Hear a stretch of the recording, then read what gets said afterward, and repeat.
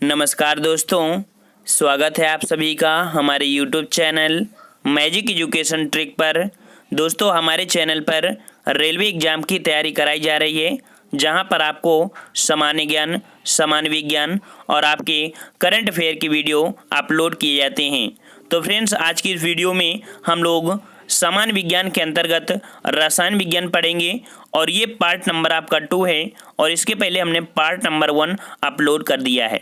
तो आइए यहाँ पर स्टार्ट करते हैं। काफ़ी अच्छे क्वेश्चन आपके हैं और काफ़ी अच्छे कॉन्सेप्ट यहाँ पर क्लियर होंगे।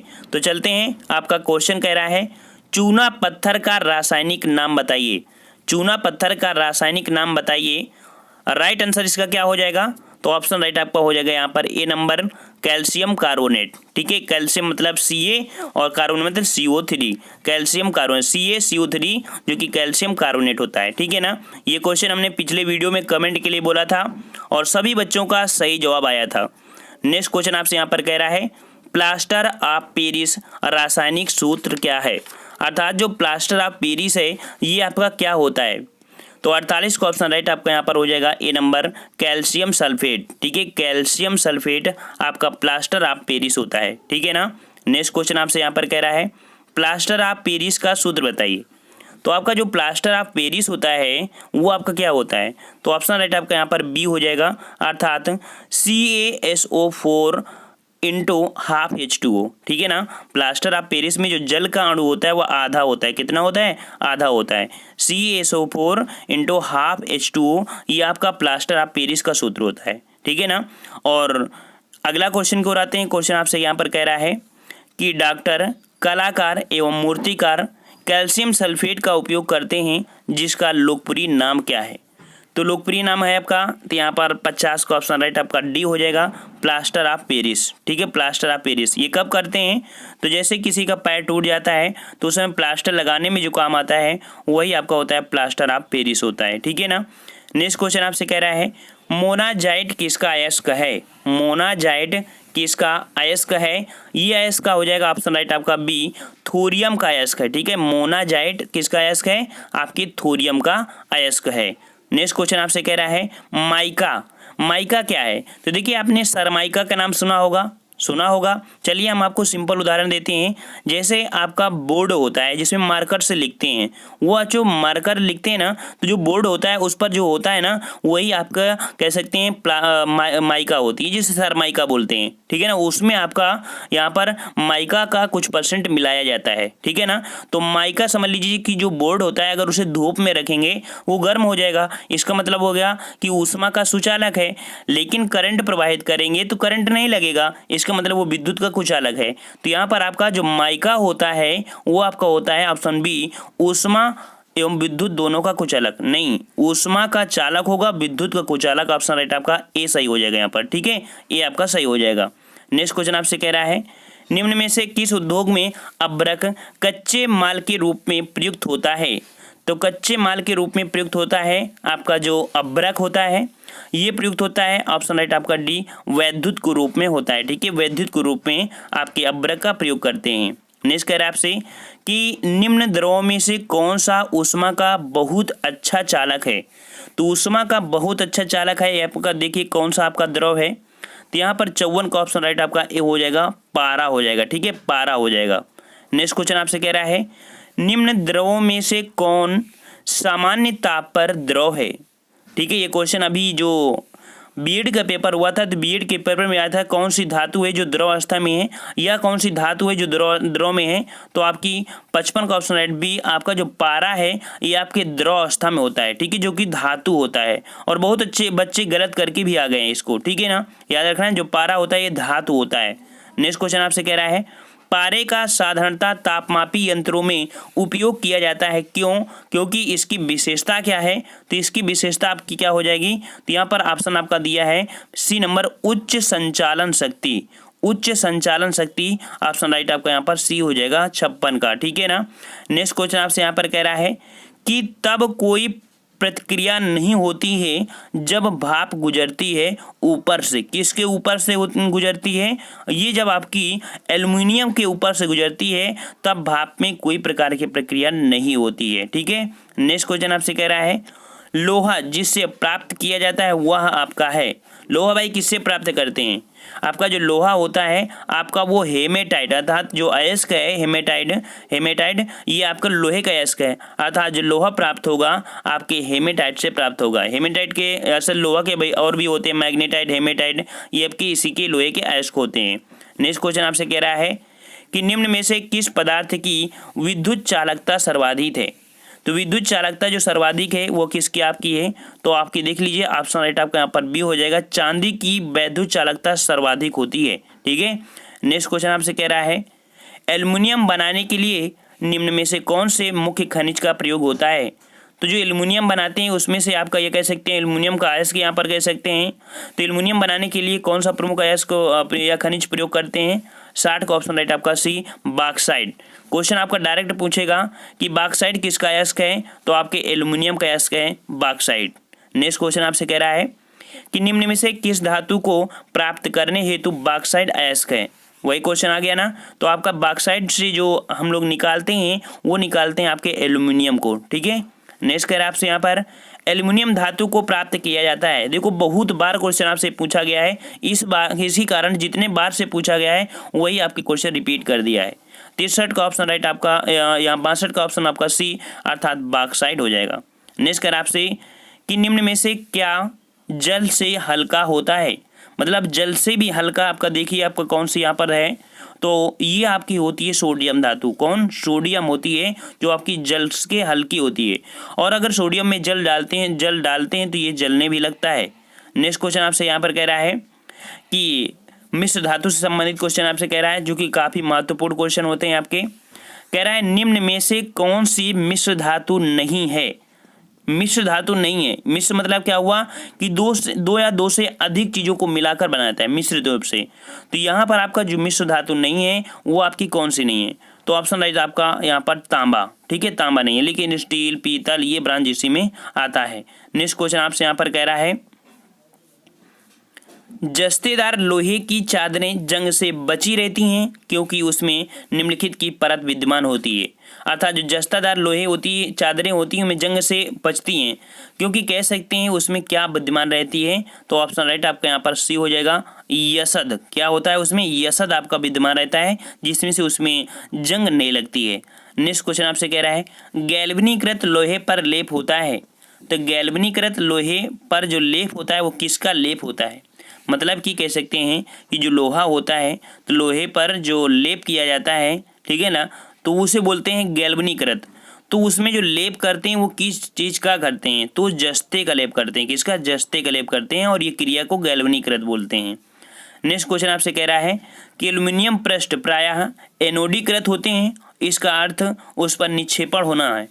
अर्थात जो एल्युमिनियम पृष्ठ होते हैं वो जो काम करते हैं वो एनोड का काम करते हैं, ठीक है ना, एनोड का कार्य करते हैं, और उस पर जो निक्षेपण होगा तो वो किस परत का होगा, निक्षेपण जो आपका होगा वो एल्युमिनियम ऑक्साइड की परत का होगा। किसका, एल्युमिनियम ऑक्साइड का परत का निक्षेपण होगा।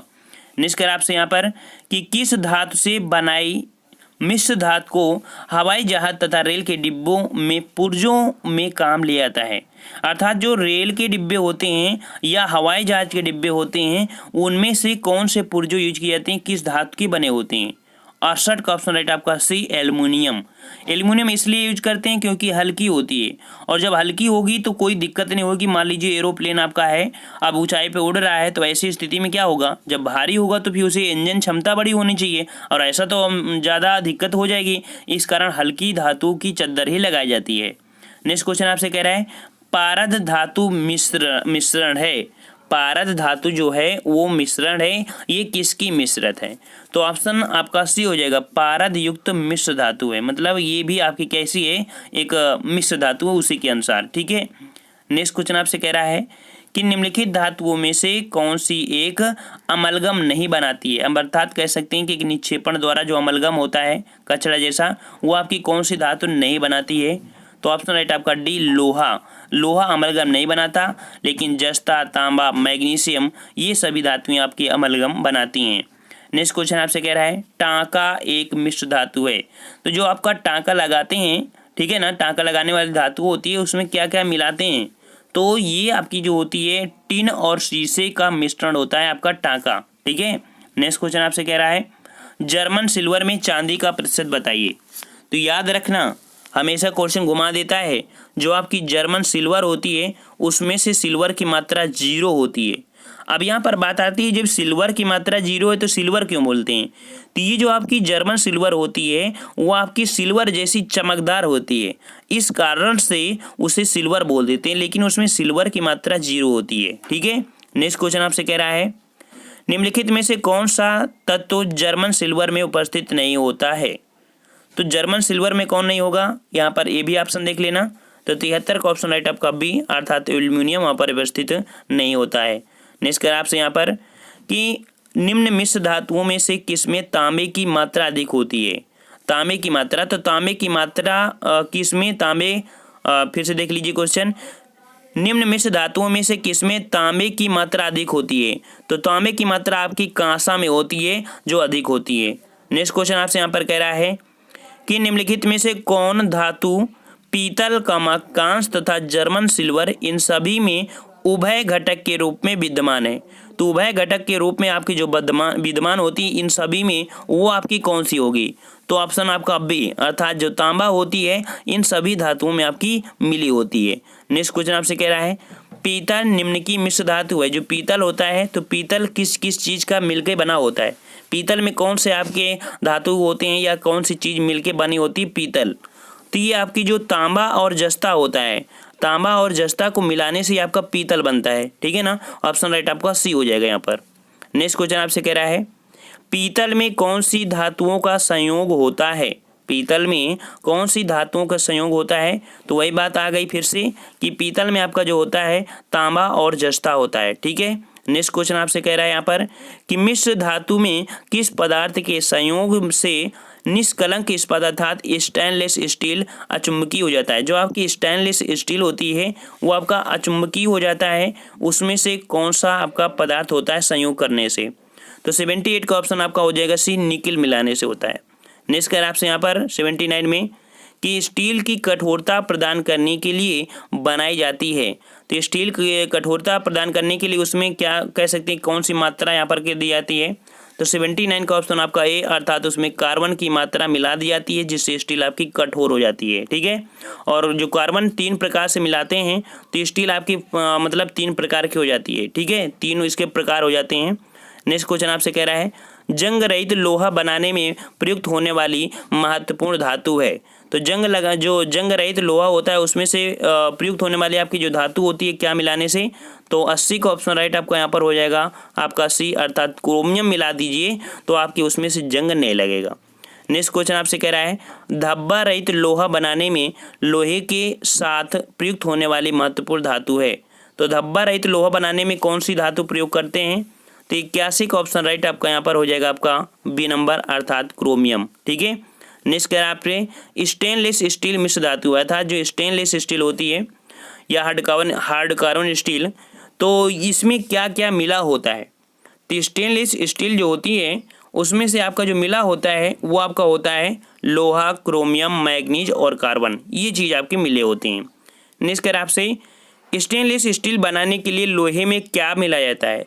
तो लोहे में क्या मिलाया जाता है। तो ऑप्शन राइट आपका डी, क्रोमियम और निकिल मिलाते हैं। ठीक, क्रोमियम और निकिल मिलाते हैं। नेक्स्ट क्वेश्चन आपसे यहाँ पर कह रहा है स्टील में कितना प्रतिशत कार्बन होता है। तो स्टील में कितना प्रतिशत कार्बन होता है यहाँ पर देख लीजिए। तो स्टील में आप लोग जो कहेंगे कि स्टील में कार्बन कितना होता है, तो 84 का ऑप्शन राइट आपका ए। यहाँ पर आपका 0 मतलब 1 से 1 मतलब इतना 0.1 से लेके 1.2 तक हो सकता है। ठीक है ना, इतना होता है। ऑप्शन राइट आपका यहाँ पर ए हो जाएगा। ठीक है ना, देखिए आपका जो स्टील होता है हमने बताया 3 प्रकार से होता है। देखिए जो इसमें थोड़ा ऑप्शन के अकॉर्डिंग में है, लेकिन आपको सिंपल बताएं कि 0.15 तक जो होता है लो कार्बन स्टील होती है। फिर 0.15 से आपकी 0.8 80% जो होता है 0.80 वो आपकी मीडियम कार्बन स्टील होती है। और जिसमें से 0.80 से लेके 1.5 तक होता है वो आपको होती है हार्ड कार्बन स्टील। ठीक है ना, ये प्रकार से आपके कार्बन के 3 प्रकार हो जाते हैं। ठीक है, नेक्स्ट क्वेश्चन आपसे कह रहा है जंग लगने पर लोहे का भार क्या होता है भाई। तो जंग लगने पर लोहे का भार बढ़ जाता है। क्या होता है, बढ़ जाता है। ऑप्शन राइट आपका यहाँ पर ए हो जाएगा। ठीक है, बढ़ जाता है। अब आपको जो टॉपिक पढ़ना है वो आपको पढ़ना है अधातु। क्या पढ़ना है आपको? अधातु पढ़ना है। तो देख लीजिए यहाँ पर क्वेश्चन कह रहा है कि निम्नलिखित में किसमें कार्बन नहीं है? कार्बन नहीं है तो यहाँ पर आपका हीरा दिया है, ग्रेफाइट दिया है, कोयला दिया है, कोई नहीं। अर्थात यहाँ पर आपका जो ऑप्शन राइट 86 हो जाएगा वो आपका हो जाएगा डी, यहाँ पर कोई नहीं। क्यों? क्योंकि हीरा में भी कार्बन होता है, कोयला भी होता है और ग्रेफाइट, ठीक है ना, ये आपकी कार्बन के ही अपर रूप होते हैं। ऑप्शन राइट आपके यहाँ पर डी यहाँ पर हो जाएगा, कोई नहीं यहाँ पर अधातु। नेक्स्ट क्वेश्चन आपसे कह रहा है कि निम्न में से किसमें कार्बन मिलता है? कार्बन मिलता है, किसमें मिलता है आपका? तो देखिए आपका यहाँ पर 87 का ऑप्शन राइट आपका कौन हो जाएगा? तो ऑप्शन राइट आपका ए हो जाएगा, लिग्नाइट, ठीक है, इसमें से आपका कार्बन मिला रहता है। नेक्स्ट क्वेश्चन आपसे कह रहा है यहाँ पर कोयले के निम्नलिखित प्रकारों में से किस एक में शेष प्रकारों की अपेक्षा अधिक प्रतिशत कार्बन अंश रहता है? अर्थात कार्बन की जो मात्रा होती है सर्वाधिक आपकी किस में होती है? या हम लोग कह सकते हैं एक कोयला होता है जो कि सर्वोत्तम प्रकार का कोयला होता है, जिसमें कार्बन की मात्रा ज़्यादा होगी, कोयला आपका उतना ही ज़्यादा अच्छा होगा। इसमें से आपके 4 ऑप्शन हैं, बिटुमिन्स कोयला, लिग्नाइट कोयला, पीट कोयला और एंथ्रेसाइट कोयला, ठीक है, एंथ्रेसाइट कोयला। तो आपको यहाँ पर कमेंट करके बताना है कि इसमें से राइट आंसर क्या हो जाएगा। ये प्रश्न हमारे इस वीडियो का अंतिम क्वेश्चन है। अगर आपको PDF भी डाउनलोड करना है तो इस वीडियो के नीचे आपकी आंसर की भी है, और हमारे डिस्क्रिप्शन बॉक्स में लिंक में जो आपका टेलीग्राम नंबर है वहाँ से डाउनलोड कर सकते हैं। और डेली का डेली आपकी जो PDF है लगभग 1-2 दिन में आपकी पूरी की पूरी टेलीग्राम में अपडेट कर दी जाती हैं, ठीक है ना, 24 घंटे में अपडेट की जाती हैं। कभी कभी भूल जाते हैं, इस कारण से अपडेट नहीं हो पाती, लेकिन जैसे बच्चे कमेंट करते हैं तो आपकी रात में सभी PDF अपडेट हो जाती हैं, ठीक है ना फ्रेंड्स। तो वहाँ पर डाउनलोड भी कर सकते हैं। अच्छे क्वेश्चन हैं, लगातार आप लगाते सही है। और जैसे हम प्रैक्टिस सेट लाएंगे, कंबाइंड का प्रैक्टिस सेट भी करवाते हैं, तो कंबाइंड प्रैक्टिस सेट भी कर सकते हैं। आए हुए क्वेश्चन को भी हम जो रेलवे में आए हैं उनको भी कराते हैं अपने चैनल पर। तो फ्रेंड्स वीडियो को लाइक करिए, नए हैं तो चैनल को सब्सक्राइब भी कर लीजिए। हम लोग मिलेंगे एक नए वीडियो के साथ, तब तक के लिए धन्यवाद। जय हिंद, जय भारत।